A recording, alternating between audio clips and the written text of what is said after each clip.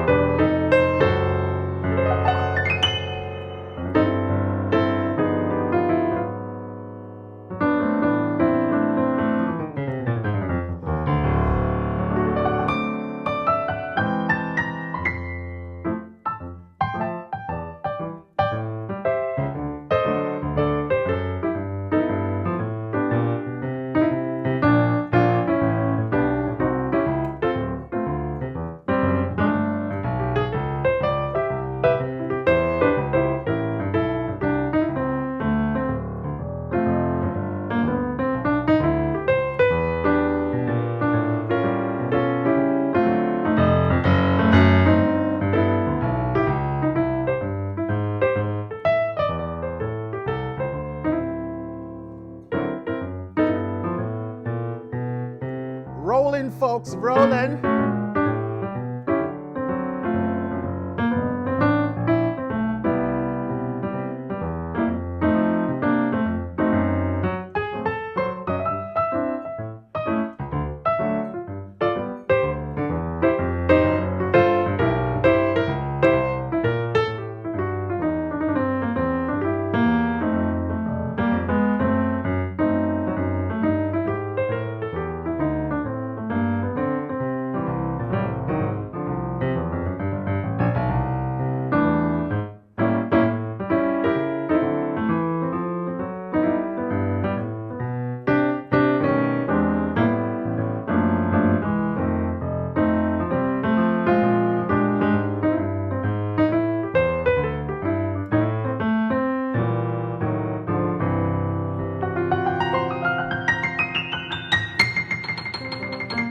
Just having some fun.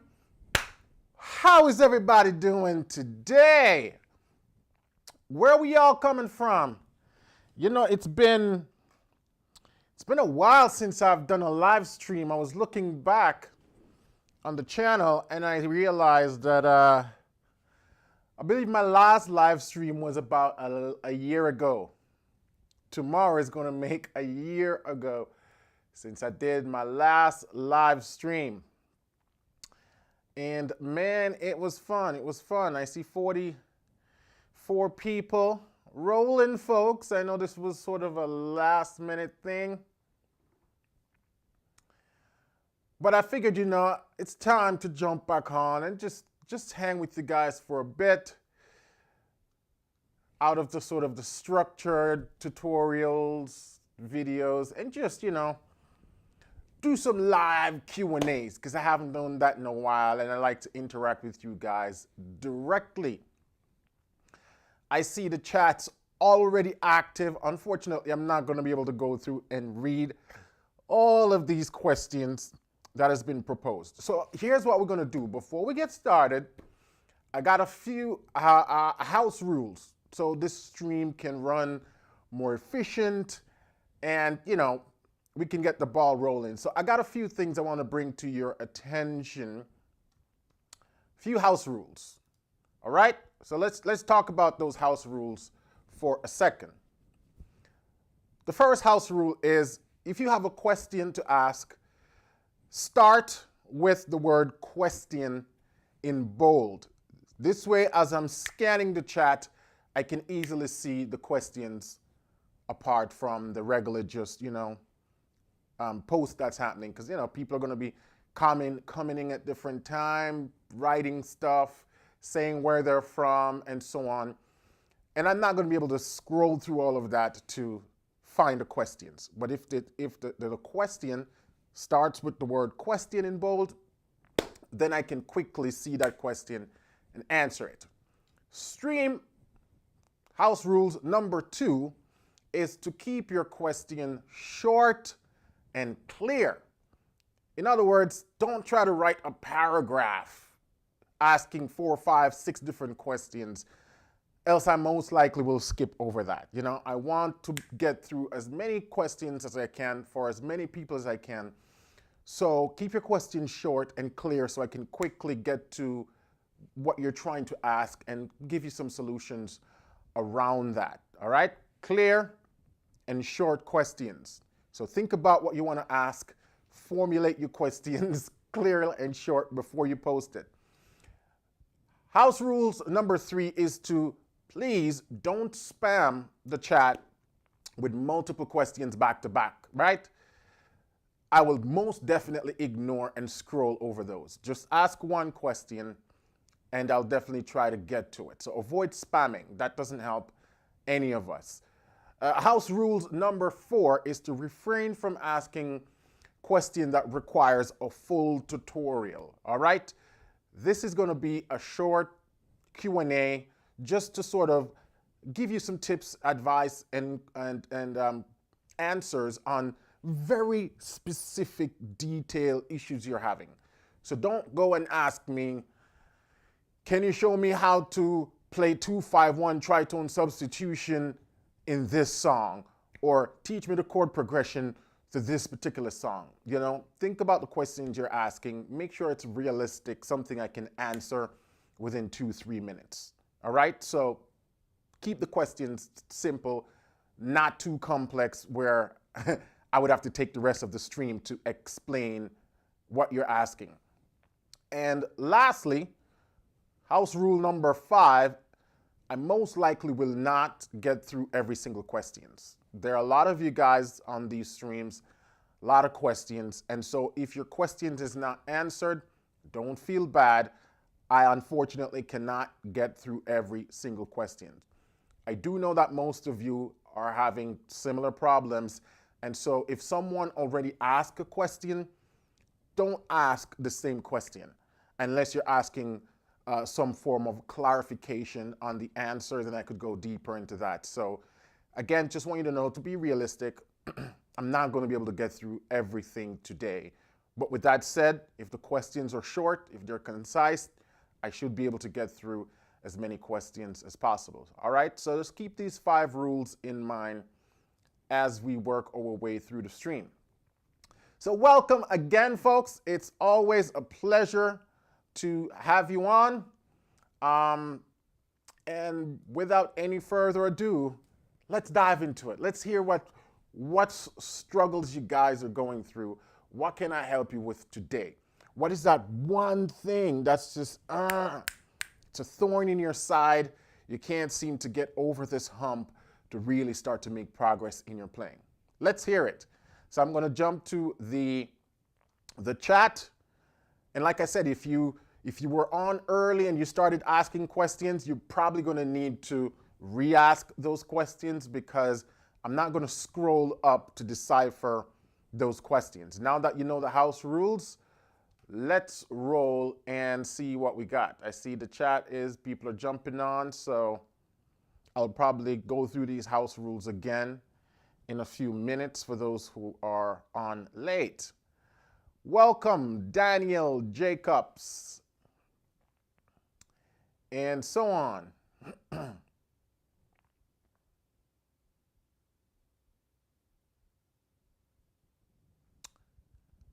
Alice Hudson says, mirroring is very challenging.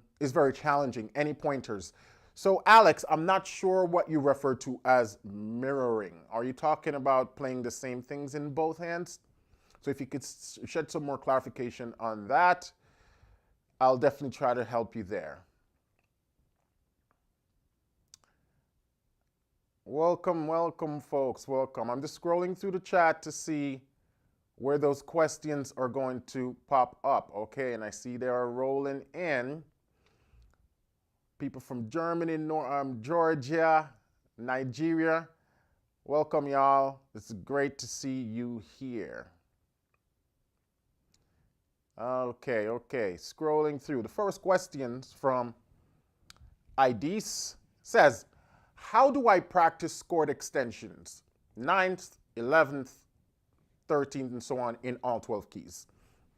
So The way I like to explain this, Adis, is you practice these in the form of progressions. I have a great course on my website titled Soul Chords that teaches you how to play ninth chords on 6 different progressions in all 12 keys.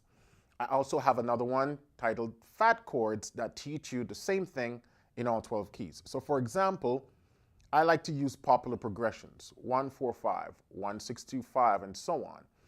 And then you practice specific voicing and you keep those voicing as consistent as possible, right? So if I'm practicing 1, 6, 2, 5 using all ninths, I would start off with something like that. C major 9, A minor 9, 1, 6, 2. I'll play my 9 like that, and then my 5, I'd probably play a 13th, right? Back to my 1. Because when you're learning these big chords, the most important thing you have to learn is voicing of these chords. Knowing how to build a 9th chord or 11th chord or a 13th chord is only half of the process. Learning how to voice these chords and voice them in the context of a progression is crucial. And that's why you have to make this into a regimen where you're practicing regular, you're practicing at different progressions, and you're practicing it in all 12 keys. So you're training the muscle memory, you're training your ear to hear these different chord progressions, and you're also training your understanding of how these chords look and shape in different keys. So it's a process, it takes time, and it's something that needs to become a regimen. And like I said, I have a course currently over at pianolessonwithwarren.com that walks you through this process so you know how to voice these chords, right? So I would say check that out. Great question. April says, what are some good chord muscle memory exercises? I would refer you to what I just explained to Adis. Chord muscle memory exercises is to practice popular progressions in all 12 keys. And like I said, this thing is not something that you practice once and you're done with it. This is something you have to practice regularly for months till it becomes a part of your muscle memory, right? Everything that's a part of the muscle memory takes time to develop. And I have a very systematic process to help you do that right over at pianolessonwithwarren.com. Because without systems, it's hard to develop routine. And without routine, we can't develop muscle memory. When you see me play and going through all these chords so effortless, it's because I've had these chords embed in my muscle memory. I know them inside and out. I don't have to think about it. And that's the level where you want to get to. But to get to that level where the chord progressions are almost intuitive, you could just play them. You have to become a regiment where you practice them in a systematic order, right? Systems and process is what helps us to scale our playing faster. So you're not just kind of just winging this thing randomly. Welcome, Fred from Kenya. Another question from BS Kills 113 says, any chance for 12-week minor progressions? That is actually coming very soon. And by very soon, I mean before the end of the year. We're in August now. We got, 5 more months? Before the end of the year, we're going to have a 12-week progression that focuses entirely on minor key. However, that's going to be part of my paid course over at pianolessonwithwarren.com. So you'll hear more about that when that course is released, but it's definitely coming. Question from Daniel. He says, how can I buy DVD or buy your DVD? Unfortunately, Daniel, we no longer sell DVDs. And we no longer sell DVDs because, honestly, DVDs are outdated. People don't buy DVDs anymore. And so eventually we saw that most people just prefer to either download the file digitally or they prefer the membership where they can just stream everything. So unfortunately, that's the new age we live in. Just like the death of the floppy disk, the death of the thumb drive, we've now seen the death of the DVD. And as the industry pivots, we have to pivot with it to stay relevant. So DVD was more of a burden than anything else for us. So we no longer sell DVD. If you want to get access to my paid tutorials and content right now, that stuff is only available via the membership over at pianolessonwithwarren.com. Good, good, good. Question from Tommy Robinson says, what recommendation would you have for arthritic hands or arthritic hands? That's a tricky one, Tommy, because one, I don't have that problem. Sadly, I don't have that sickness, and so I can't even begin to understand what someone who has that problem is going through. I've seen people who play piano go through that, and it's just basic, pain in the hands. And so what I would say is you have to be conscious and be sensitive to your body. Don't push it, because there really isn't much you can do to make things better for piano playing. So you have to do what you can. And that's going to be different for everybody depending on the stage you are at with your arthritis. Again, this is an area that I have very little knowledge on because I've never had to deal with that myself. But I would say research it. Speak to people who are piano players currently going through that or have gone through that. I'm sure there are hundreds of thousands of people who are piano players currently going through that. I'm pretty sure there may be some form of support group out there for people with that, and you might pick up some tips and tricks that other people have discovered that helps them to still play well even though they have arthritis and dealing with that. But at the moment, unfortunately, I'm very limited in my knowledge on that subject. Very sorry to hear that you're going through that problem. And if you do come across something that you find helpful, please do send me an email on it, because then I can refer other people to that, because I'm sure you're not the only one and will not be the only one going through this problem. Good, good, good, good, good, good. Question from Gwynetta says, how do you handle copyright issues when uploading a song like Great Is Thy Faithfulness? To be honest, Gwynetta, it depends on where you're uploading it. Great Is Thy Faithfulness is a hymn, which means most likely it's already in the public domain. And that means the copyright on the song has been expired. Again, I don't know for a fact, but most hymns, the copyright has expired, which means no one owns the right, which means you can put it out there for free. You can even sell your own version of it. But you can research this. I think if you go to, is it copyright.gov? I can't remember the exact URL, but there's a URL where you can search for a song and it will tell you if the copyright is expired on the song. That's the best way to go about it. But to my knowledge, most hymns were written so long ago that the copyright on those hymns have expired, which is why a lot of people now can do albums on hymns and sell those albums because no one owns the copyright. If you're doing a song that the copyright is most certainly not expired, like something that was released recent, you can buy the rights to sell that song.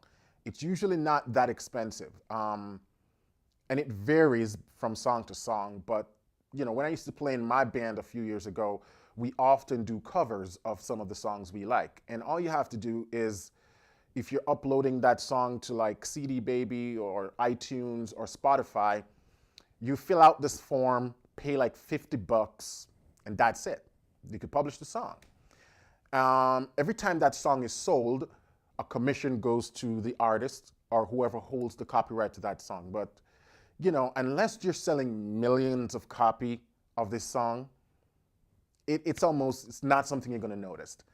If it's just something you're doing for your YouTube channel, you don't have to worry about copyright issues. No one is going to come after you. YouTube might send you an email to say, hey, this song is copyright, but it's just a warning. So YouTube's basically protecting themselves. But again, it's nothing to worry about. As you can see, I upload songs regularly of me playing, and to this day, no one has ever come to me and says, you upload my song. And that's why you might see a lot of YouTube channels with people doing covers of popular songs. And even though those channels might have hundreds of thousands of views and subscribers, it is still okay because they're not selling per se the song. Because YouTube's usually turn off monetization on those songs anyway. So nobody's making money from the song. You're just getting views. But the only time you really have to worry about those copyright issues is if you're going to sell the song. Like if you're planning on putting it on iTunes or CD Baby or a Spotify or any streaming platform that is generating money, then you have to go through the copywriting process. And right now the process is super easy. Those platforms, before you upload the songs, will tell you what you need to do. And like I said, I think it's about a $50 fee to get it. I have a song on iTunes. I did a version of Have Yourself a Merry Little Christmas in a cappella style. And I throw it up on Spotify. And I think it's also available on iTunes. And all I did was just fill out this form and pay like $50. And that was it. I haven't looked at that song since I uploaded it, so I don't even know if it's generating any money or not, because I didn't really do it for the money. It was just for the fun. And to put something out there with my name on it in a more professional setting. Yeah, so really this copyright issue only sort of becomes an issue if you're generating hundreds of thousands of dollars from this copyright product or work. If not, it's almost something you don't have to worry about. Great question. Let's see, who else do we have? Jacob, actually, that's not a question. Amos says, how can I play freely without thinking too much? So Amos, this whole notion of playing freely comes from mastery and experience. I don't remember where I've seen this phrase, but ever since I read it somewhere, it has stuck with me. And the phrase goes, a master of a particular field is one who have mastered the fundamentals. So when we talk about gymnastics, karate, boxing, wrestling, music, sports, all of those people who performs at that high level, when they seem almost effortless when they're doing their craft, it's because they have really mastered the fundamentals. That thing that helps them to flow almost intuitively, reflex. So when you see me play and it looks effort, it's because I know my chords, my keys, my inversions, my scales so well that my hands just starts to go to the chord without much effort. All of you can get to that level, but you really have to master the fundamentals. You have to be able to play all your scales very comfortable. Arpeggios, block chords, broken chords, and all the inversions. That's why I stress so much about the importance of fundamentals, because a lot of people think, oh, it's just this silver bullet that I need that will allow me to go from beginner to advanced. But no, it's not the silver bullet. It's the more you understand that fundamental, the more you can play your triads in all 12 keys without thinking about it. That's going to allow you to then learn the sevenths even faster, then the ninths, then the 11th, then the 13th, then the altered extension. Every step of the way, we have to get very comfortable with that level. That's what's going to allow us and propel us to move to the next level. So when you say, how do I play freely without thinking? It really goes back to how well do you know your fundamentals? In my experience, that's what has allowed me to get to the level of where I am now. Really understanding those fundamentals. That's what's going to allow you to see chords in inversions in split seconds. And then knowing what fingering. You know, when I'm playing,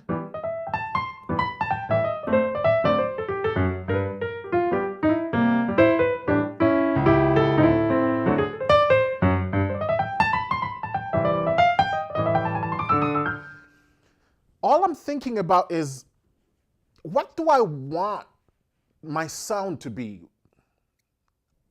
I want to play a run over this particular chord. And as soon as I think of the chord, my brain, my hands automatically knows what run would compensate that chord. Now, it wasn't always like that. Before, I used to have to think and figure out what notes I want to play, what fingering I'm going to use. It was a slow process. But the more I know my scales, my chords, my progressions, my inversions, as soon as I think about a chord, I can think about 3, 4, 5 different runs to go over that chord. And I don't even have to think about what fingering to use. My body somehow knows. That's because I have mastered the fundamental. And I'm continuing to master the fundamental. It's not something you just get to and then you're done. I still continue to push the process. Push it, push it, push it, so I really know the stuff. So everything goes back to the fundamental, Amos. Question from Capono says, please show us a quick demonstration of running over a chord you are playing in the right hand. So kind of similar to what I was explaining to Amos. Knowing what runs go to which chord is something in itself that we have to study. This is what we call improvisation. So as you know your chords and you get better with your chords and your scales, then you kind of have to start thinking and learning about how to piece these together. The two general takeaways of this concept is when you play a chord, your first option as to what notes I can play over that chord are the diatonic notes themselves. So if I play an F major 7, I can play the notes of F major 7 in the right hand.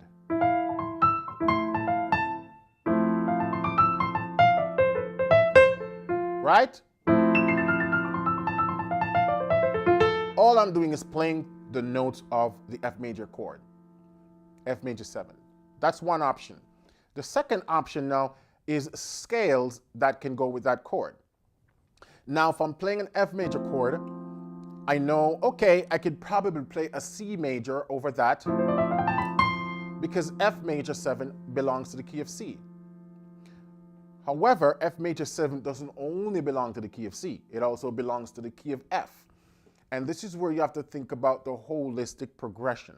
What key am I playing in? If I'm playing in the key of C and I'm doing a 2, 4, 5, 1, then I know, okay, I can pretty much hang out in the key of C.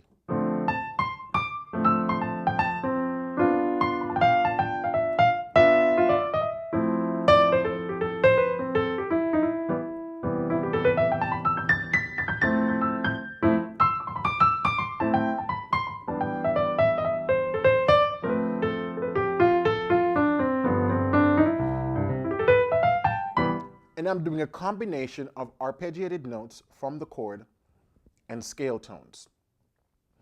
Now it gets a little bit trickier once we start to add in chromatic notes. Like if I start to extend my chords, then I also have to compensate for those non-diatonic tones. So if I go to my 5 and I play my 5 this way. So this is a 5 chord with the augmented 5, right? So I'm just doing a rootless voicing in the right hand. So if I'm playing, I now know that I can introduce this E flat in my runs.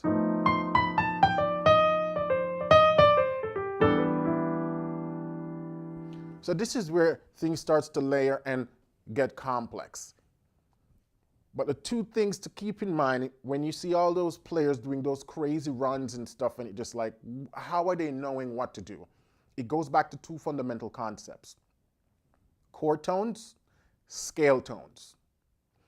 Once you start to alter the chord, it's also going to open up possibilities for different type of scale to be used.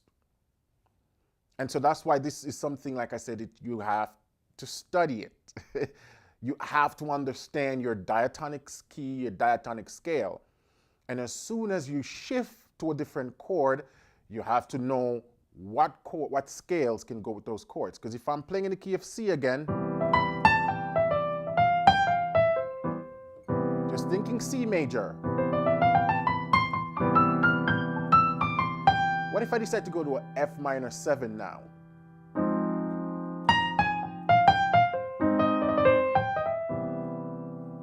when I went to that F minor 7, do I still use C major? No, cannot, because F minor 7 does not belong to the key of C major. So if you start to play C major scale notes over that, it's going to sound wrong.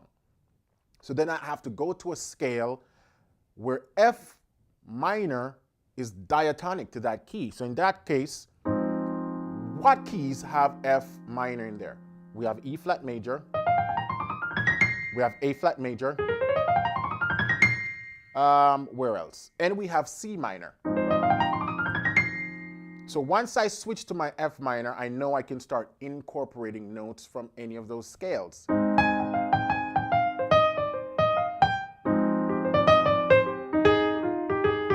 Once I go back to C major, I have to go back to C major scale. If I go to G minor,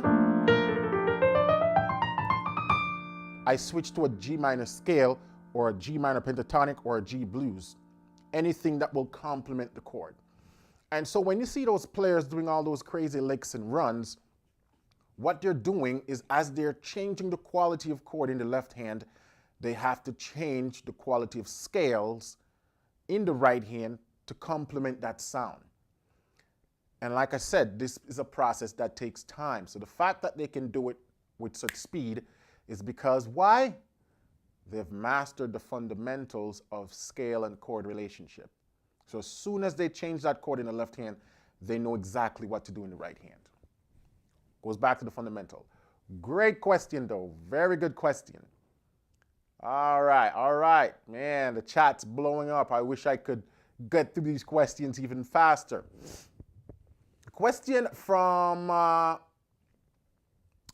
Fred says, how can I use an inverted dominant chord in a 1-6-4-5 progression?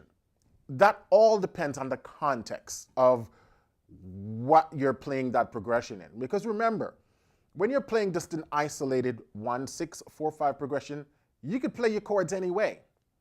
Things becomes more specific when you're using that in the context of a song. And so it's always important that it's easy to throw around these different theoretical ideas in isolation. But once there's a song involved, the melody dictates what inversion you use, what alteration you use. So if I'm playing a 1, key of C, I'm using extended chords, 6, 4, right? 5, 1, 6, 4, 5. Look at that dominant 5. Ridiculous is saying it's an F7 sharp 11, but it's actually a rootless voicing G chord. So you can think of this as some form of inverted dominant, right? I could have even done this, which is a 13th. So there are a lot of options you can do to invert that dominant. But none of it really matters until you use it in the context of a song, which is what's going to dictate which inversion works and if an inversion of all works. So everything has to be done in terms of a context of a song. If you want to get more understanding as to how I do this stuff, currently over at Piano Lesson with Warren, we have over 24 song tutorial breakdowns. And in the advanced version of those songs, I do a ton of reharmonization that works. So you get to study and see how I'm making these choices into which chord I alter, how I alter it, what inversion I'm using, and how it works with the melody. Because understanding this process, you have to study it and you need to see it in multiple examples before it starts to make sense, right? That's the way I had to learn it too. And so there's a wealth of knowledge and information currently over at pianolessonwithwarren.com on this subject alone. And the best place to get that is through my song tutorials, because you're not only learning the practical, the theory, but you're seeing how this thing applies in a practical setting. And that's what music is. Music doesn't exist in the theoretical realm. It's practical. And so while we discuss a lot of things in theory, if it cannot be applied in a practical setting, in a real life setting with a song, then that theory doesn't really make sense, right? Question from Deontay says, I can never figure out how to arpeggiate a beat in my left hand. How do you know how many notes to put in the left hand to stay on beat? Great question, because a lot of people do struggle with this. So we first have to go back to understanding the fundamental beat of the song. This is why you have to know your time signature. Is the song in 3 or is the song in 4? You first have to establish that. Let's take a popular song. If I'm doing Amazing Grace in C. Amazing Grace, how sweet. What's my time signature? It's 1, 2, 3, 4. 1, 2, 3, 4, 1. So it's in 4/4. So we have 4 beats per measure. That's what we mean by 4/4 time signature. These are what we call the strong beats. The whole beats. 1, 2, 3, 4. When we hear a song, that's what we usually bow our head to. Bob our head. We're bobbing our head to those beats naturally, or we're tapping our feet. Beyond that, now we get into what is known as subdivisions. And if you take this standard beat, 1, 2, 3, 4, and you cut it in half, you have 1, 2, 3, 4. That's referred to as what we call eighth notes. 1 and 2 and 3 and 4 and 1 and 2 and 3 and 4 and. We call that subdivision. You take one beat and you can play 2 notes in the timing of one beat. So instead of 1, 2, 3, 4, I can go 1, 2, 3, 4, 1. See this left hand now starts to play that subdivision. I can further subdivide those beats. That gives us 16 notes. So instead of 1 and 2 and 3 and 4 and, we have 1 E and a 2 E and a 3 E and a 4 E and a. So then I can have. In the end, when all those beats are added up, it still goes back to 1, 2, 3. So I can go. Amazing grace, how sweet. Right? That saved a wretch like me.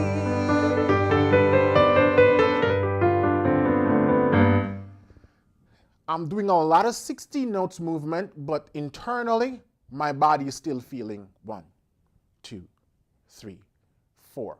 All my subdivision lives around being able to feel those constant 1, 2, 3, 4.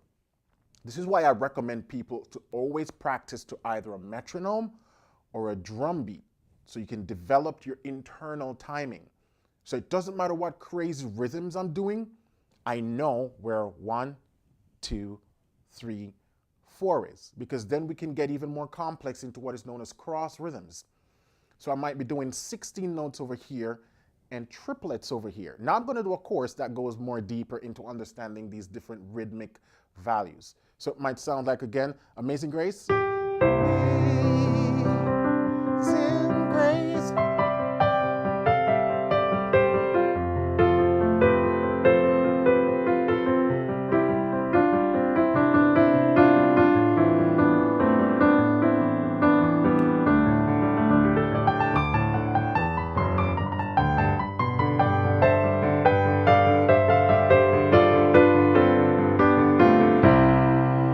I'm doing syncopated rhythms with this right hand, triplets and duplets over 16 notes in this hand.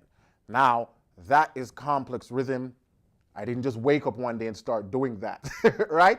But again, even though all this is happening internally, 1, 2, 3, 4. I can feel that very clear and distinctive.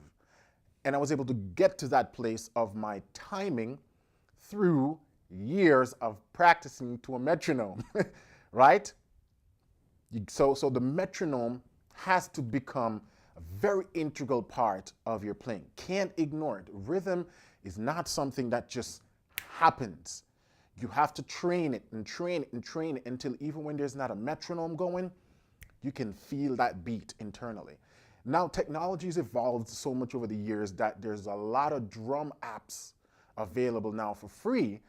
So I prefer the drum apps because you can also get a feel for the song you're playing when you're playing to a drum app. And feel is an important part of music that the metronome doesn't give you.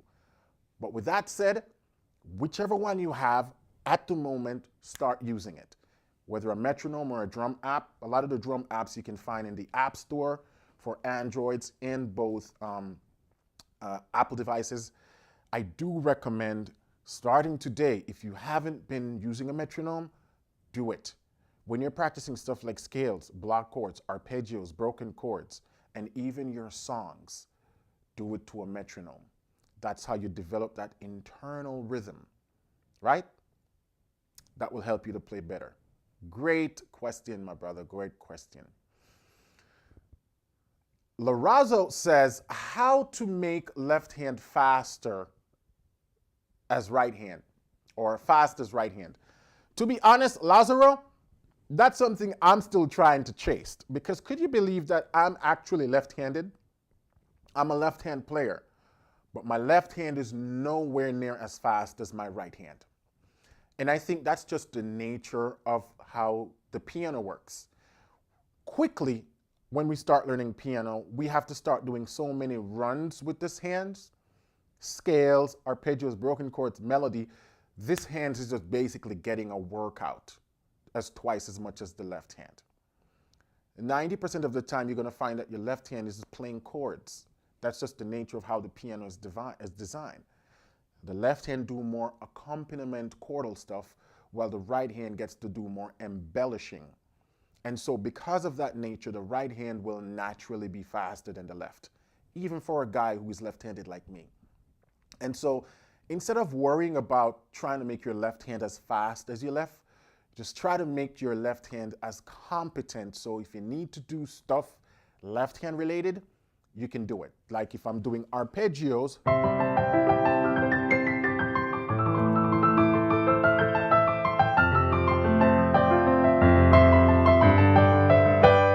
or walk bass,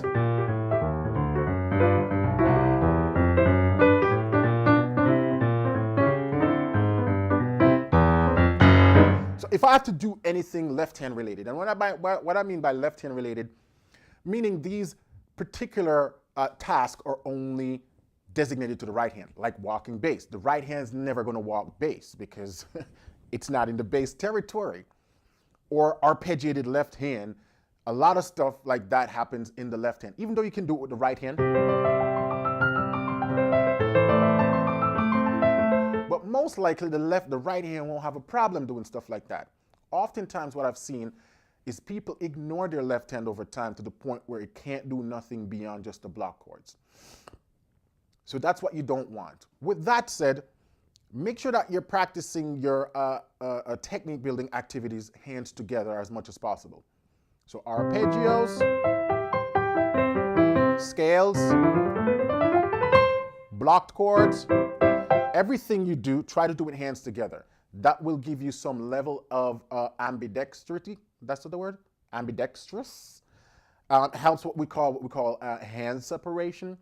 It also helps to keep the hands being able to play in tune together rhythmically and at the same tempo. But the right hand's still going to always have an edge. I've come across a few piano players who are ambidextrous, and so their left hand can literally do anything their right hand can do. Don't know how they got to that level, but those players are usually few and far in between. Those players usually also can use both hands equally. They can throw with both hands, they can write with both hands. But for the rest of us mere mortals, the right hand's going to have an edge, and that's okay. Great question. Okay, let's going down the line. Let's keep going. Let's keep going. Steve says, Warren, please, how can a person upgrade his playing from beginner to advanced? Well, basically, Steve, that's all I've been talking about since I jumped on this live. Fundamentals. The more you know your fundamentals, the closer you're actually getting to being an advanced player. Every player who is advanced knows their fundamentals with their eyes closed. So I would say focus on the fundamentals. Being able to play that C major scale with as much speed as you can. Broken chords. For years, all I focused on was the fundamentals. Because a lot of people think the secret is in learning 9th chords, 13th chords, and 11th chords, but those things are actually very limited in the sense that once you learn your 9th chords, you know them. So that alone is not going to take you to advanced level. You got to also have all the other areas covered. Another often overlooked area is ear training. People somehow think, if I just ignore ear training, one day I'll get it. Especially if you want to play by ear the way I do. Ear training is at the center of that. And at this point, I have a lot of videos talking about ear training and how to begin to develop that skill. But ear training is what's going to allow you to start to make sense of the stuff that you're practicing, because then you'll start to hear them in music.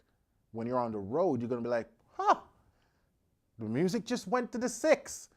Or, huh, that's a dominant 7 flat 9 chord. I mean, the first time those things jumped out at me, and I could tell with 100% certainty that the chord I just heard was a dominant 7 flat 9. It was like, whoa, I am finally a magician. But it took me years of practicing and training my ear to get to the level where I could hear chords and with 100% certainty tell exactly what those chords are. But it didn't come overnight, and I had to work on that skill. And like I said, I have processes on how to start to develop this skill. We currently have an app called Active Ear. It's available in the App Store.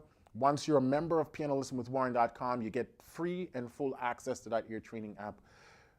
Whichever route you take, you have to start working on your ear. That's a crucial part of getting from beginner to advanced, especially if you want to do so playing completely by ear. Question from Forky, interesting username. Forky says, how do you play boogie-woogie? To be honest, Forky, that's not really a style I have mastered or even particularly practiced. At this point, there are quite a few YouTube players, I think, that does that kind of old school style. But once you learn your chords, your basic dominant 7ths and stuff, it's just basically learning that style.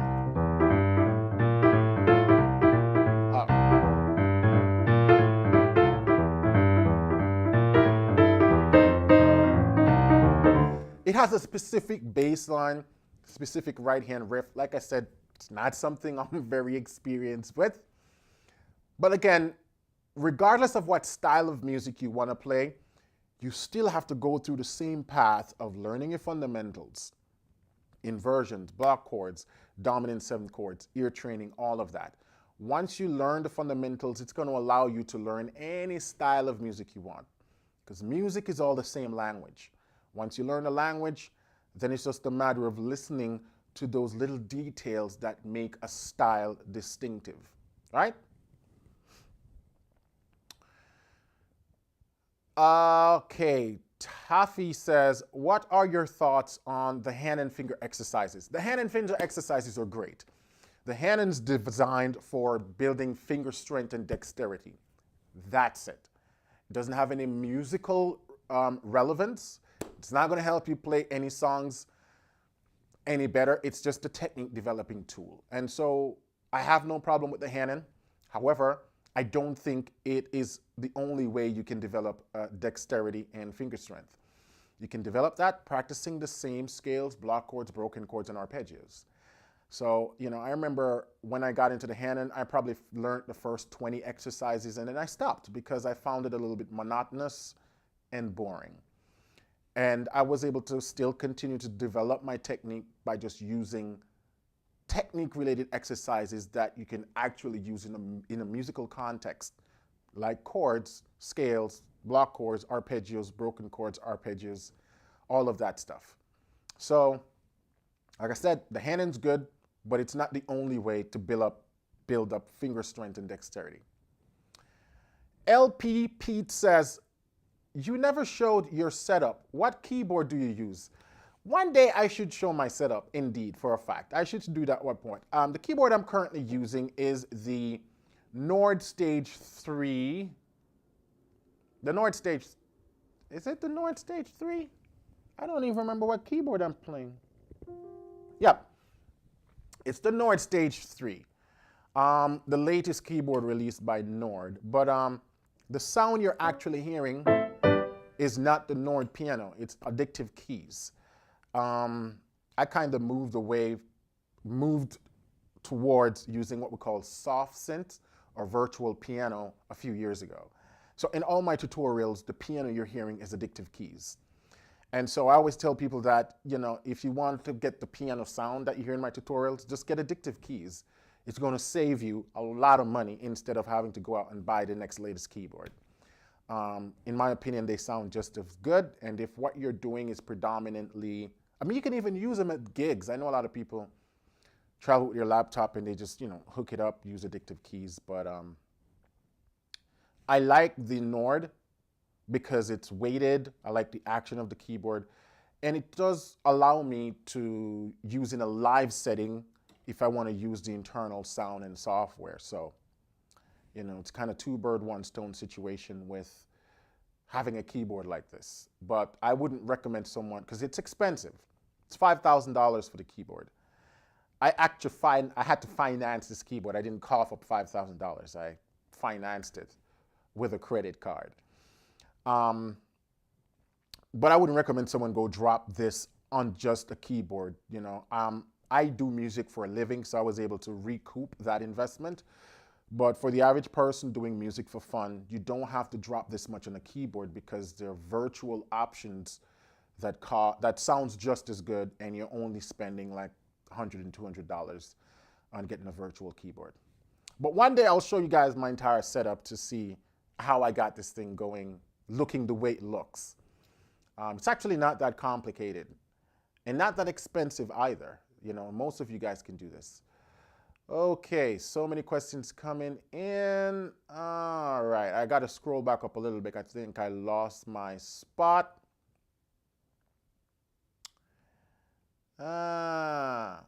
Someone asked if this is being recorded. Yes, so once I end this live stream, you'll be able to watch the replay. So if you came in late, don't worry. The replay will be available immediately after the stream ends, and you'll be able to catch those questions.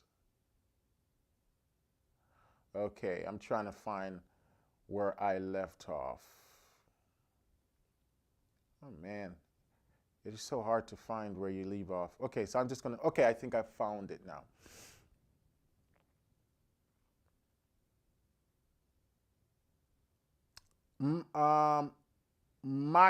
Machora says, what is the worst that can happen if you practice 5 hours a day? I think there's only upside to that, my friend. There's nothing worse. The only thing I would think of that I would say would be worst is if you're tired and you continue to push through that tiredness practicing.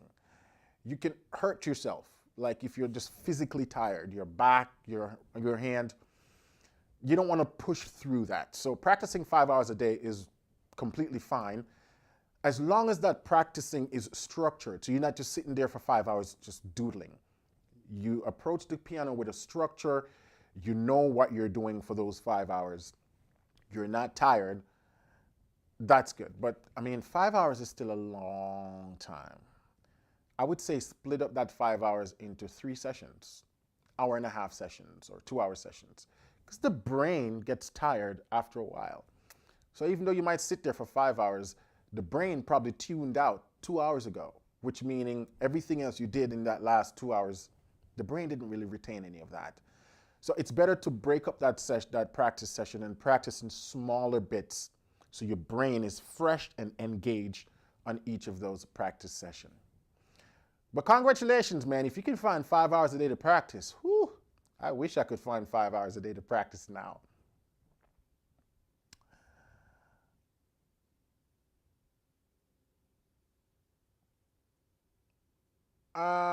Daniel says, question, I've got 3 chords and I don't know what is the name of the second. Not sure I understand the question, and then he wrote C, E, G, E. So C, E, G, E, that's just the C chord with the C doubled. Okay. Okay. Let's see, scrolling down. Delano says, how do I play scales when I use multiple octave? I have many courses at this, Delano. If you're playing 1 octave, all we do to play multiple octave, instead of going to pinky, we just go back to thumb and repeat the same fingering. So really, if you can play 1 octave scales comfortably, all you have to do is whatever note or whatever finger you ended on that 1 octave, switch either a crossover or a cross under, depending on which direction you're going.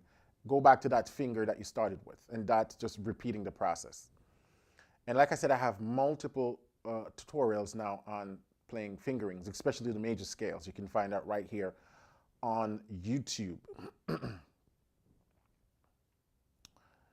Question from Fred says, how can I play a minor 7th chord in blues?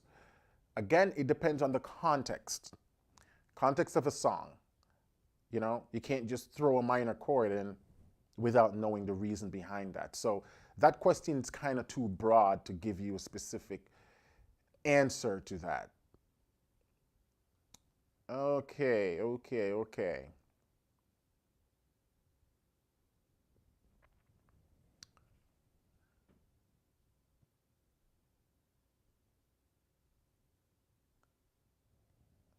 Lynn Norris says, do you recommend buy a fake book or books that display chord progressions for music vocabulary? So a fake book is a jazz book. A fake book usually has a lot of jazz standards. So if you're into jazz music and jazz standards, then absolutely get a fake book. But if you're just getting a fake book for chord vocabulary, you could find other books that has chord vocabulary. I can't think of any at the moment, but there are others. I'm sure if you do some Google search on chord vocabulary or jazz chords vocabulary, you'll find tons of information out there. But like I said, if you want to get into jazz and jazz tunes, then a fake book is good. And you can also learn some vocabulary from that as well. Titus says, don't you consider cryptocurrency one as a form of payment method for your content? Unfortunately, no. Cryptocurrency is just not something that is widely acceptable as yet. So I'm staying out of the game until it is widely accepted. And by widely accepted, what I mean is that banks start to use cryptocurrency as a standard use of currency. Most countries' banks don't even recognize cryptocurrency yet, so that's just going to complicate my finance. Another thing is the cryptocurrency market is so volatile. Highs and lows all the time. Not my forte with the cryptocurrency. But rest assured, the minute cryptocurrencies has been sort of globalized, it's being used in stores, banks, everything, that will definitely be an option. But for now, the cryptocurrency is still a small market, volatile market, and it's still not widely accepted. It's not a widely used of currency by a lot of standardized organizations and banks. So I can't use that. Okay? Question from Orville from Nigeria. He says, what do you do when you are in a worship session and then they want just vocals? You stop playing. You know, I've been in tons of worship sessions where there's a time in the service where the pastor might says just voices, and that's okay. Because you got to understand that in service, there's a Holy Spirit moving through the place. And a good worship leader knows how to read the atmosphere. And sometimes the atmosphere requires just vocals, no instruments. It happens all the time. It's not a criticism on your playing or anything like that. And if you're in tune, you're going to also feel that, yes, at this point of the service, we just vocals for a minute. You know what I mean? But if it's a case where you're just butchering the song and they're asking you to stop and just play vocals, that means you were butchering the song, and you need to put in some work to be prepared so that you can play the correct chords to the song in the future. Melvin says, Melvin from Indiana, and I am new on your live. How much does it cost to have access to all your lessons? So Melvin, if you head over to pianolessonwithwarren.com, that's our membership. And at the moment, you can check out the program with our $1 7-day trial. So you spend $1, you get full access for 7 days to the program. Now, this $1, once you've joined the program, the $1 automatically upgrades to the full membership, which is $37 a month after that 7-day. So if you don't want to upgrade, you can either cancel your membership before the 7-day ends, or you can send us an email requesting a cancellation. Because if you just leave it like that, it's not going to cancel on its own. That's what a subscription means. You sign up to be billed automatically every month. And if you don't want to be billed, you cancel. Now, we're very flexible and very lenient. Even if you automatically upgrade and you didn't want to, you send us an email and say, didn't want to upgrade, could I get a refund? We always give a refund because we want you to be happy. We don't want you to be paying for something that you're not using or it's not useful for you. But I just wanted to explain to you how the system works. So our standard membership is $37 a month. However, if you sign up for the 6-month plan or the annual plan for 12 months, the price works out to be a lot cheaper. So over at pianolessonwithwarren.com, you can find out more information on that. And obviously, if you have any questions, you can send us a message directly from the website as well. Question from Ed. He says, I'm a guitarist.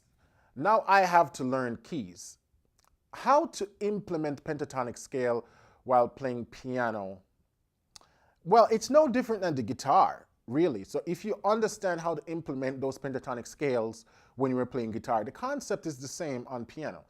It's just now that it's a different instrument, so the fingering is going to be different, the keys and everything like that. But when we talk about implementation of the pentatonic scale, it's more of an improvisatory tool, right? And so some quick tips is that you can always use your pentatonic scale over almost any diatonic chords. So if I'm playing a C major in the key of C, I can play C pentatonic over that.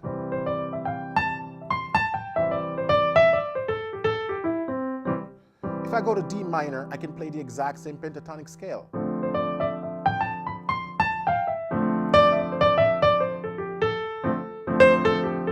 If I go to F major, the exact same pentatonic scale.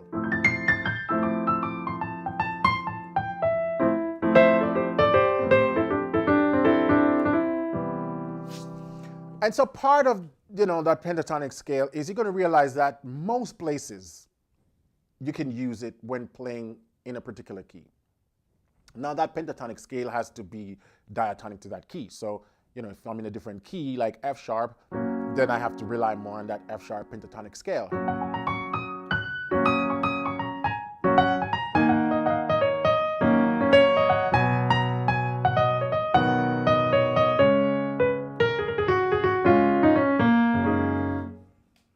And from there, a lot of it is just trial and error, testing and see what it sounds like. But the pentatonic scale, like the blues scale, is one of those scales where it works so well in so many different contexts. So that's why a lot of people sort of default to those scales, because it's kind of hard to get it wrong. It just sounds great. It's a great scale. Tommy Robinson says, thank you for speaking to my problem with arthritis hands. If I come across any information on an article, I'll let you know. Okay, thank you. And God bless you with that issue you're experiencing. Joshua says, when I learn new licks, should I use the same fingering in every key I'm playing? Unfortunately, you can't, because what we call the contour of the licks change. So the fingering has to change, right? For example, let's go back to the old pentatonic scale. In the key of C, the fingering that works nicely is 1, 2, 3, 1, 2, 1, 2, 3, right? So if I'm playing, I can use those fingerings for C pentatonic.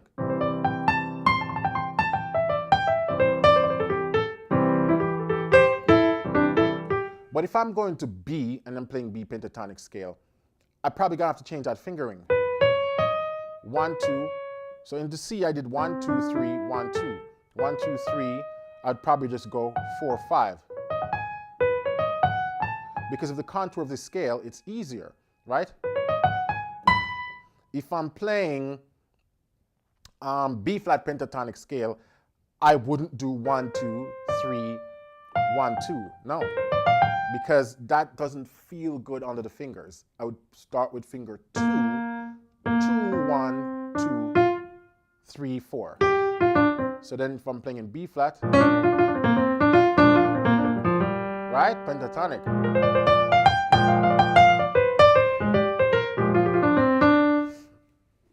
And one of the things that helps me to determine very quickly what fingering to use over a particular run or scale is through the aid of scale practicing. See, everything keeps going back to the fundamental. This is why I tell folks, learn your major scales, learn your minor scales, learn your blues scales, learn the pentatonic scales, learn them with the established fingering.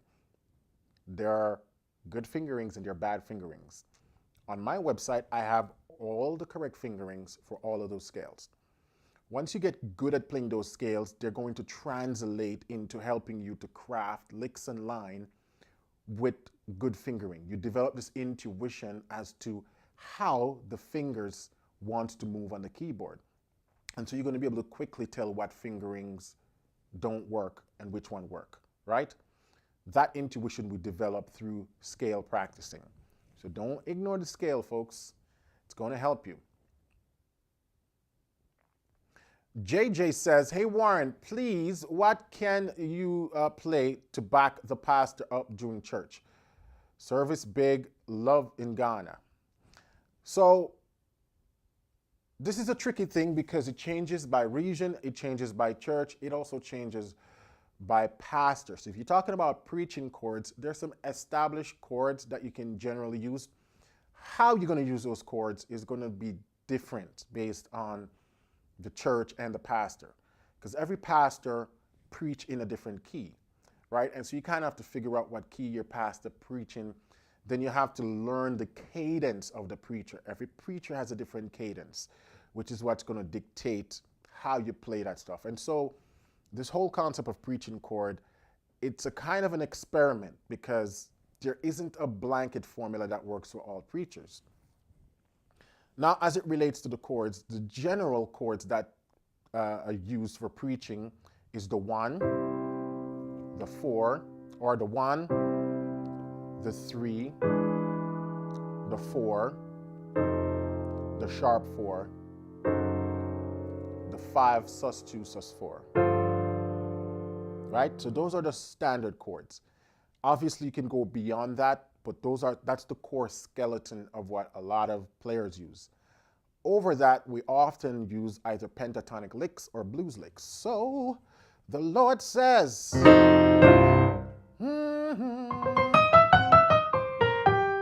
oh, go forth, that's the 3, and preach the gospel, the 4, yeah, the sharp 4 and the 5.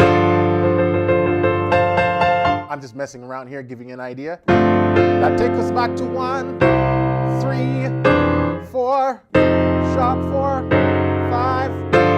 You know, sometimes I've seen players go to 6 from here. Then they may go to 2, then 5, then 1. I mean, there's just so many places you can go. And obviously, the more comfortable you get with knowing the cadence of your pastor, you can start to incorporate runs and just so many cool stuff. If I'm being honest, the preaching chord stuff is not my strong suit. The church I used to play for, pastor did very minimal preaching stuff, but that's generally the stuff that people play behind the pastor. All right? At this point, there's a lot of other tutorials on YouTube that would probably shed more light on preacher chords than I could. But that's the general sort of theory around preaching chords. Grandy says, what church are you playing for now? Unfortunately, I'm not, because after COVID hits and churches kind of went virtual, and then I moved to an entirely new state. COVID still hasn't gone anywhere yet, so I haven't really settled in a church and a playing position. I'm kind of just simmering back. Toyo says, do you have any more advice on memorizing the chord progression of a song? Toyo, I actually have a very good mini course on my website that talks about song memorization. Because a lot of people are under the impression that I just need to practice this song 10 hours a day for a week to get it. But memorization is more than just that. When we get up every day and we're practicing a song, what we're working on is what we call the rote memory. Learning by rote, right? You're doing something, repeating, eventually the body will memorize it. But that's not an effective way of learning.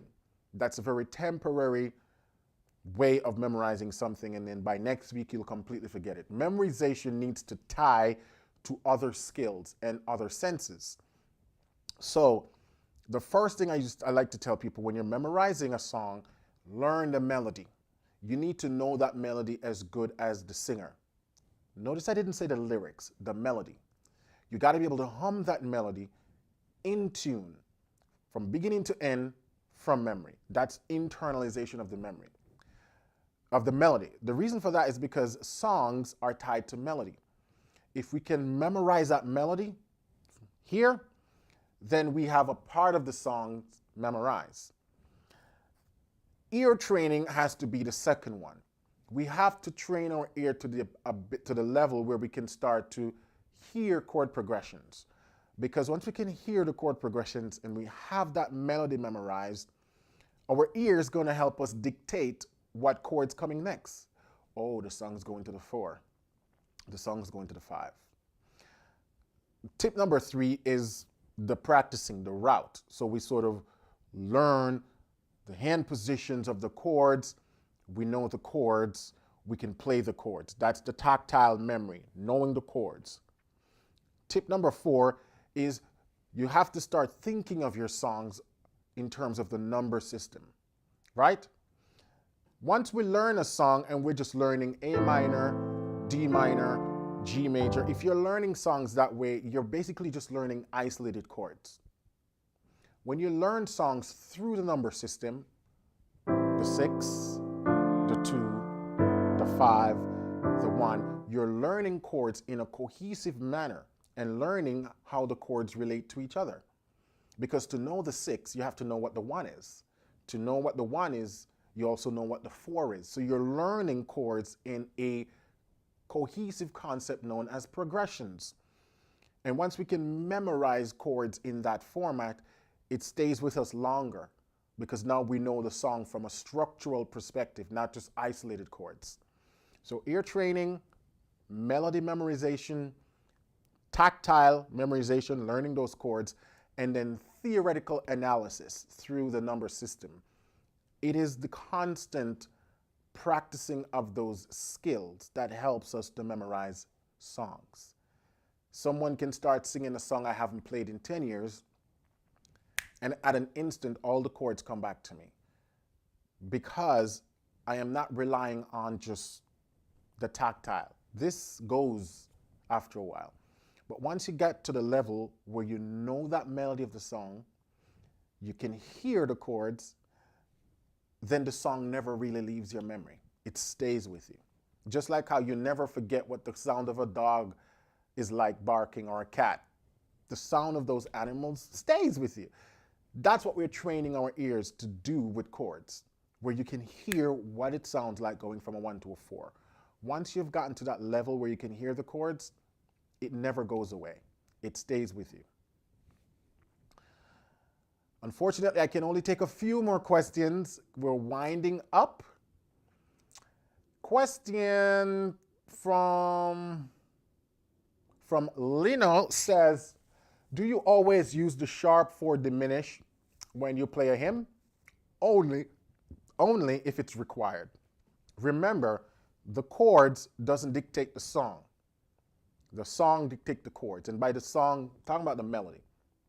The melody dictates what chords you use.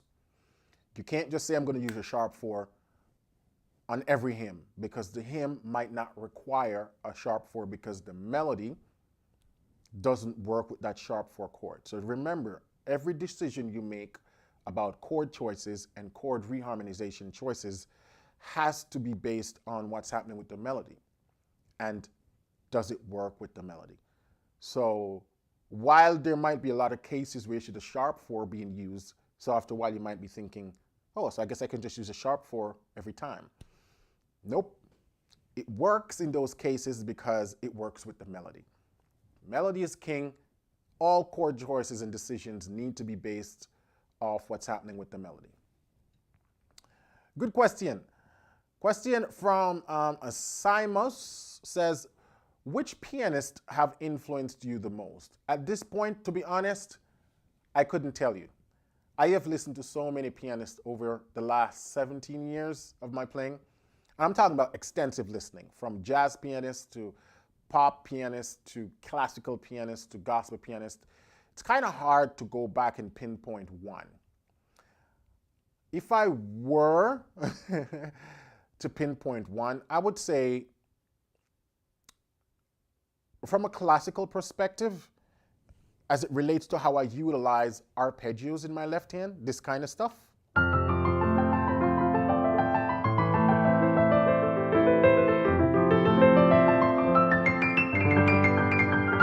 That kind of playing, that is kind of arpeggiated, I would attribute that to guys like Franz Liszt and Chopin. A lot of their compositions has that kind of floor left-hand runs that I've always liked and fascinated with. So I would listen to pieces like that and try to go, okay, this is what they're doing. Or remember that I studied classical piano for 9 years. So I came across a lot of those pieces and see how they structured those left-hand arpeggiated pattern. And so a lot of that sort of came with me when I started playing more pop music and gospel. As it relates to the more bluesy side of my playing, honestly, I'm going to say guys like Ray Charles, Stevie Wonder, and just every blues pianist out there. Old blues pianists, guys from the 50s, 60s. A lot of that sort of bluesy style, I listen to them. Listen to those players, how they play. And that influenced the sort of bluesy side of my playing. And then from there, man, I just kind of then listened to all the other modern cats, jazz cats, Herbie Hancock, Chick Corea, for more of that sort of out there stuff like that. Those are the guys that really sort of take that stuff to the next level. So I do listen far and wide. And I would recommend for you guys, especially if you really want to be seen as a pro player, you can't be in a box. And the way you break out of that box, you listen wide. Even if you're not particularly going to pursue that style, because I don't really play jazz music, but I still listen to a lot of jazz pianists. Not as much now, but back in the day. Even though I wasn't pursuing jazz, but there was so much that they were doing as it relates to how they use chords and how they use improvised lines, getting and understanding this concept of swinging.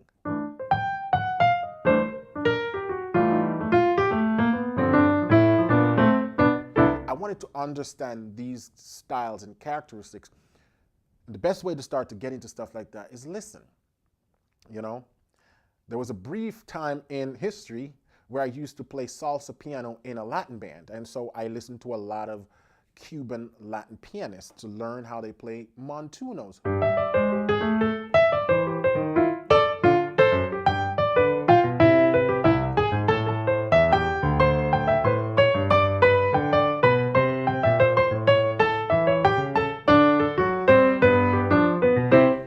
And I wanted to understand how they do that stuff, so I listened to a lot of salsa piano. And so I recommend people to just listen to music. Listen with an open ear, listen with an open mind, and see what you can gain from what's happening in the music. That knowledge is going to help you to be a better player and help you to be able to switch between styles, which is needed. Can't really play everything with just arpeggiated left hand, and you can't play everything with just old school chords. You got to be able to be sensitive to what's needed for this music in this time. And listening to a lot of different style of music is going to allow you to do that more efficiently. Great question. Good. Okay, going down the line.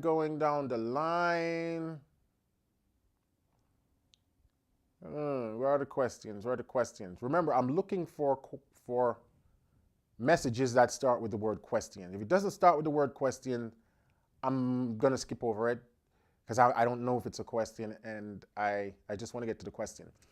Grant says, does learning songs help improve your ear to eventually recognize chords and intervals instantly? It does. It does contribute to your ear training, but it alone will not help your ear. Just as how we carve out time in our practicing to practice scales and arpeggios and block chords and broken chords, we have to carve our time in our playing where we're focused exclusively on ear training and ear training development. The beauty about ear training is that you don't always need to practice it at the piano. It's a skill that can be practiced away from the piano.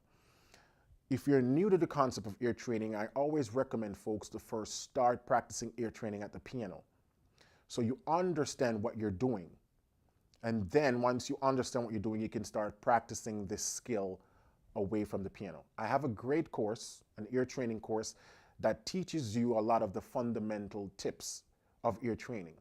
Ear training is a systematic thing. So before you can get to the level where you start hearing chord progressions and extended chords, you first have to be able to identify other stuff, starting with pitch recognition, being able to hear the different types of intervals, knowing what those intervals are simply by hearing them. If you can't do that, don't even worry about chords yet, because you're not going to be able to learn these chords until you can hear intervals. Then we talk about learning triads, being able to identify the different qualities of a chord, being able to hear a major chord different from a minor chord, different from a suspension chord, different from an augmented chord, different from a diminished chord. And so over at Piano Lesson with Warren, I really do have a system that teaches you this stuff.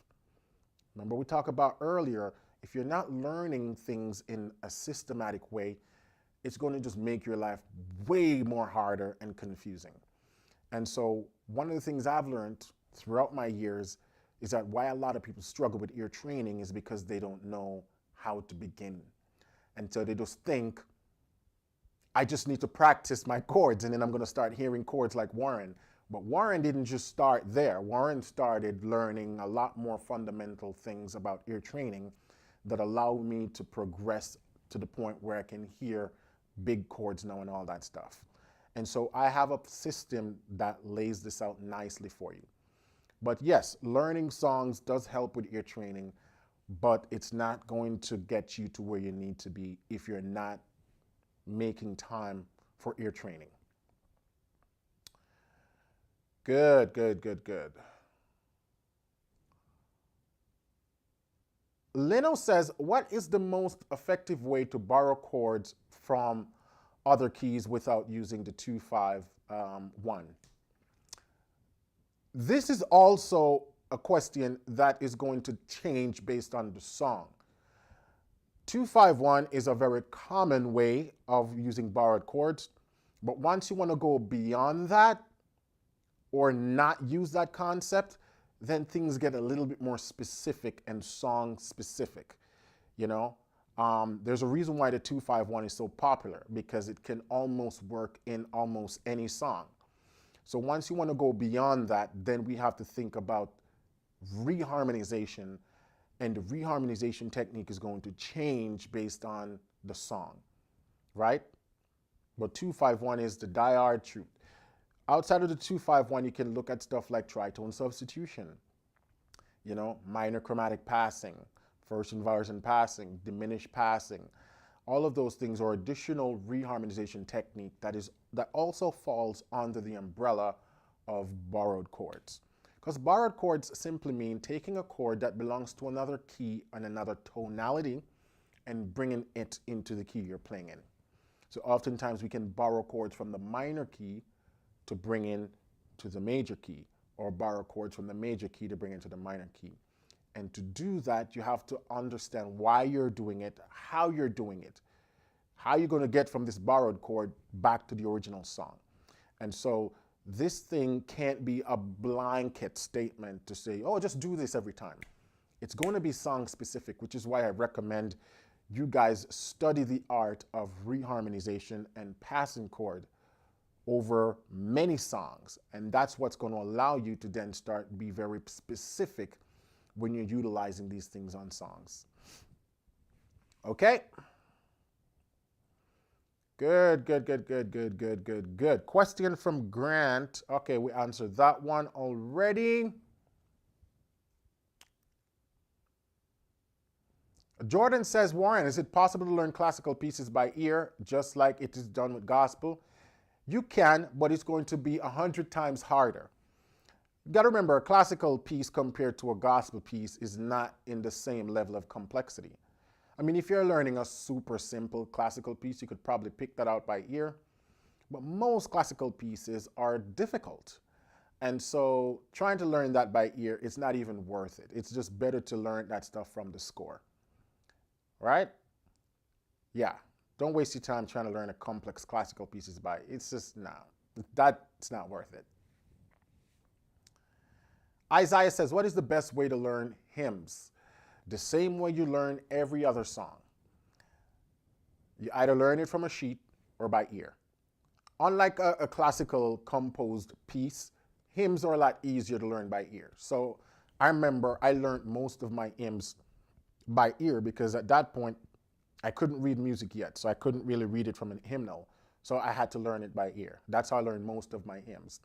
Once I learned how to read music, then I was able to learn a lot of those just by reading the score. But then as soon as I read the score and I learn the hymn, I would then change it and reharmonize it to make it my own.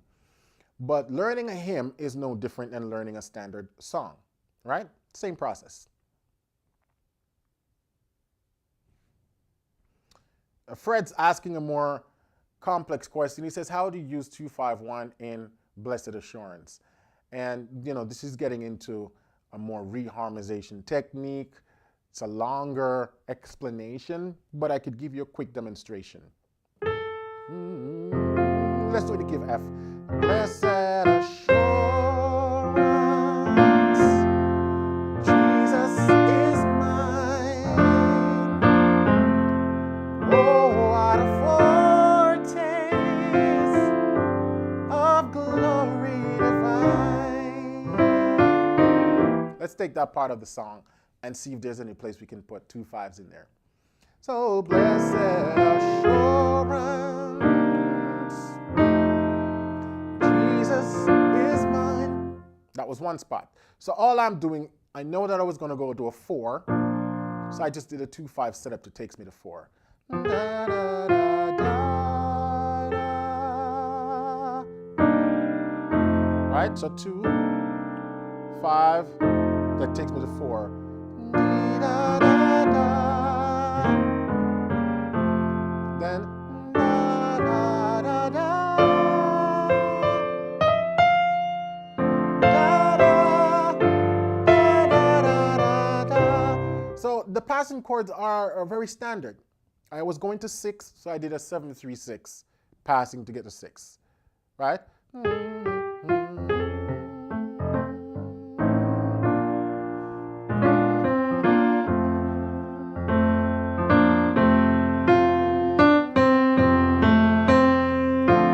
six, right?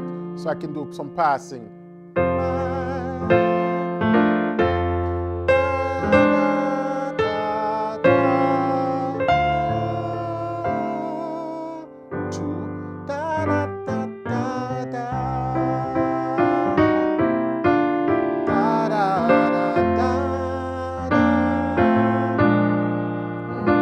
Here's another one. Da, da, da, da, da. Da, da, da. This is my story. This is my song. Na, na, na, na. Da, da, da, da, da. Da, da, da, da.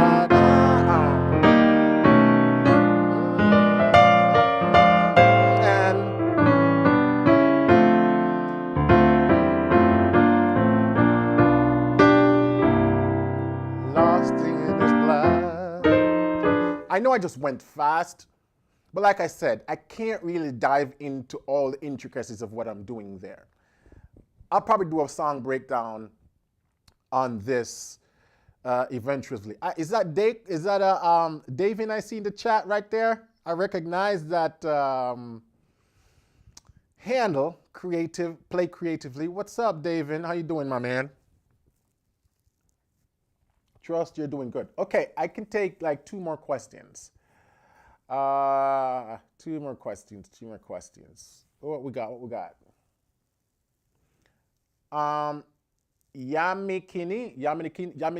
Sorry, I'm butchering your name. Yaminikini says, how do you clearly separate jazz voicing and black gospel voicing?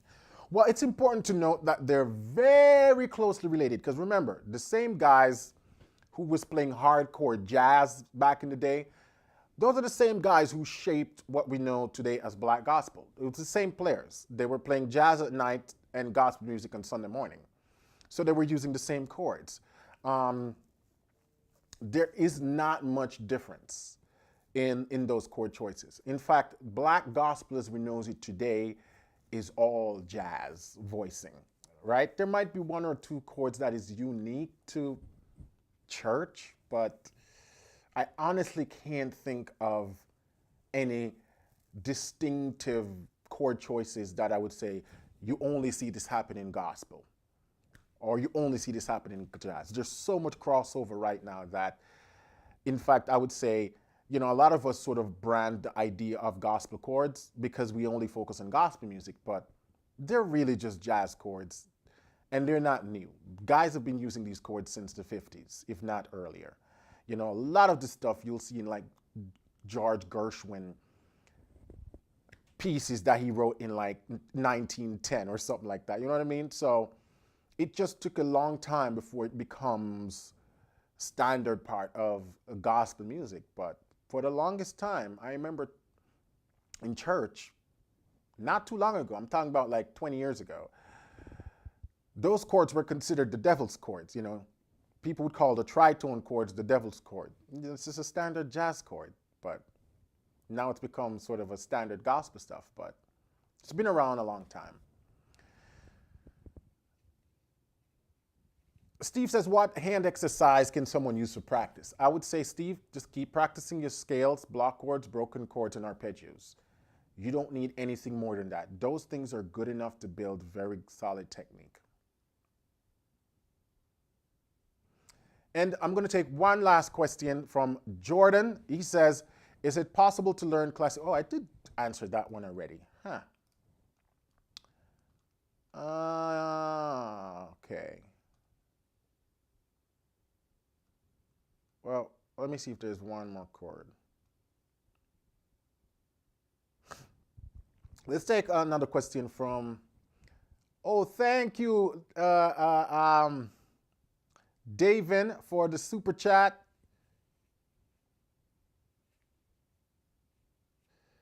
Yeah, man. Shout out to Davin Hutchinson, y'all, from Play Creatively. One of my good buddies in the gospel music space. He's not a great pianist in his own rights. He does also offer a lot of great tips and tricks on everything CCM for you. So you guys are interested in a lot of CCM gospel. David is doing some great stuff over at Play Creatively. You can also find him at Worship Leader Hangout. So thanks, man, for the $4.99. Great stuff. All right, let's take one more question. One more question from Xavier. Xavier says, thank you for the work and advice. Question, apart from listening to bass player, is there another approach you suggest? Well, honestly, if you're trying to learn how to play bass line with the left hand, the style and the feel is going to come directly from listening to bass player. That's how I learned how to do left hand bass stuff. Listen to how bass player move, and then from there, you got to go practice it, because remember, the bass is a different instrument than the piano. So certain movements that might come super easy on the bass may not translate the same way on the piano. So you kind of have to work your way through that. But yeah, a lot of the idea around how to play bass with the keyboard left hand, you got to listen to bass players, right? It's just like if you're learning Spanish. If you want to sound more authentic when you speak Spanish, you got to listen to Spanish-speaking people, how they pronounce certain words, the inflection they use. That's how you learn how Spanish words are supposed to be spoken and pronounced. So it's the same thing. If you want to learn how to sound like a bass player when you're doing that left-hand thing, you got to listen more to bass players and then go practice some of those grooves that they're doing. You may have to tweak a little thing here and there, because like I said, not everything is going to be directly translated, because it's just the different instruments. They're playing a string instruments that can be easily bent, and they can move between octaves and stuff like that a lot easier than we can on the piano. So certain things you might have to tweak, but the feel and how they flow, how they communicate as a bass player, that you can only learn from listening to bass players and then try to replicate what they're doing. All right?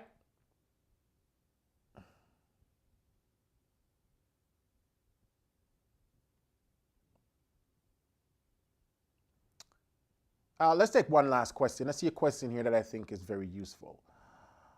Monyanwe says, what's the role of solfa or solfege notation in transcribing? So I learned solfege in college. And when I was learning how to sight sing, we learned solfege. And what I've come to realize the importance of solfege in ear training is that it's important to be able to associate a vowel sound or a letter name, a name to specific pitches of the scale. So the solfege that we learn in Western music system is do, re, mi, fa, sol, la, ti, do. Now I learned the system of movable do. Some people teach the system of fixed do.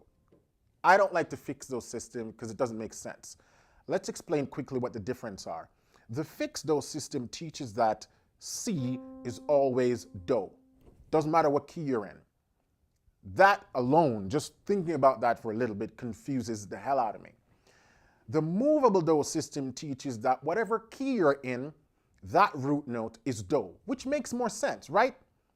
Because if you're playing in the key of C, C is do. If you're playing in the key of F, F is do. Because do is supposed to be the root note of the key, which is why the movable do makes sense to me. Now, if you learned the fixed do system for the last 20 years of your playing, I'm not going to get into the philosophy as to who's right, who's wrong. I'm just thinking from a more practical perspective, which one sort of makes sense to me. So I learned the movable do system, wherein your do, re, mi, fa, sol, la, ti, do is based on whatever key you're in, right? Now, it helps me when I'm thinking about intervals. I can go do, do, octave, do, la, a 6, do, so, a fifth, you know? And so being able to associate those solfas to the different intervallic tone helps me memorize intervals easier. Now, it's been years since I've learned solfege. So I've gotten to the point now where I don't need solfege to hear intervals anymore. Or even if I'm transcribing something, I can hear the intervals.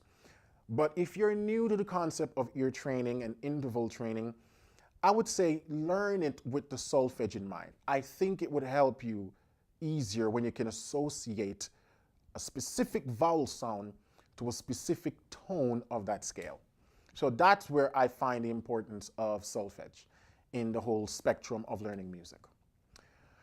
Okay, folks, well, that's it. Unfortunately, as I mentioned earlier, I cannot take all the questions you guys have. I know you have a lot of questions. And going forward, I will try to do a lot more live streams, all right? The last live streams I did was a year ago. I won't wait that long to do another live streams. I do find it very helpful and fun to just jump on and just answer your questions in real time, right? Because I don't always get to create a tutorial on every question or issue you might have. So these are fun. I trust that this was enlightening and educational for you. For those of you who joined the stream late, as soon as the stream ends, a few minutes after, YouTube will make the video live, and so you can go back and watch it. Within a few days or so, I will have all the questions asked in the video sort of posted in the description below with the timestamp, so you can quickly scan all the questions and go through them, so you don't have to watch the entire video from beginning to end, because it's about an hour and 40 minutes long video. So yeah, trust this was enlightening for you. Definitely check out the replay if you came late. And I thank you guys for continuing to support the channel. We just passed the 150,000 subscriber mark the other day. I'm elated. And, you know, as long as you guys continue to show up, support the channel, I will continue to share with you everything I learned, because this is a journey for me as well. I continue to learn new things, new concepts, and as I learn these things, I share it with you. However, if you want to invest in your playing so you can see progress even faster, I really do recommend you check out pianolessonwithwarren.com. Yes, I do provide a lot of great tips and content over here, but at the end of the day, I do music as a living. Music is how I take care of myself and my family. And what I provide for you guys in the paid membership is structure.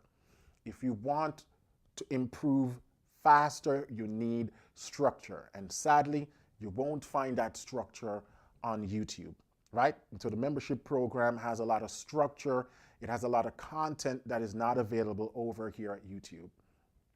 Okay, that will definitely help you to progress even faster. It's an investment in you, because YouTube is a great resource for growth, but not a great place if you're trying to get from beginner to advanced, to be honest. There's just too much distraction. And I can proudly say this, I believe we do have one of the best online piano program for a gospel musician.